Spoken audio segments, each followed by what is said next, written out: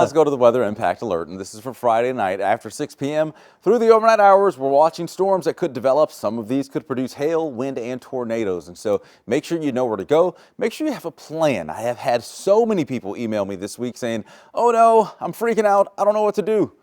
Make a plan.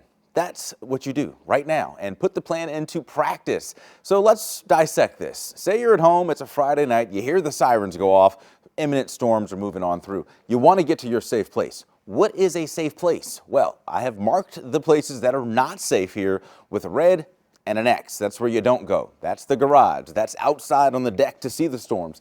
Say your bedroom on maybe the main level or the upper level. Anywhere upper level, not great.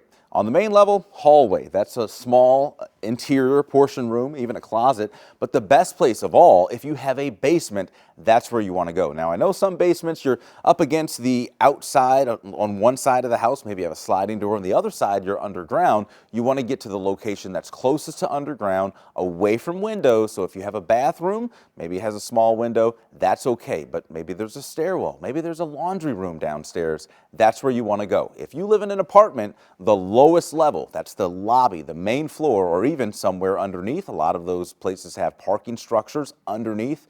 You want to get to the lowest level. And I know you think maybe the lowest level, that doesn't sound great. The whole building comes collapsing down on you. Well, that's not what happens in a tornado. Walls get blown away. The first and top levels will get blown away, not onto the building. And so usually the lower levels are still left standing. So there you go. Now you know what to do, and hopefully you're nice and prepared. If you're going out, maybe one of your restaurants, favorite place to go, give them a call, check in and say, hey, do you guys have a tornado shelter, an evacuation place to go if we do have tornadoes? Because again, it's all about knowing, and awareness is key.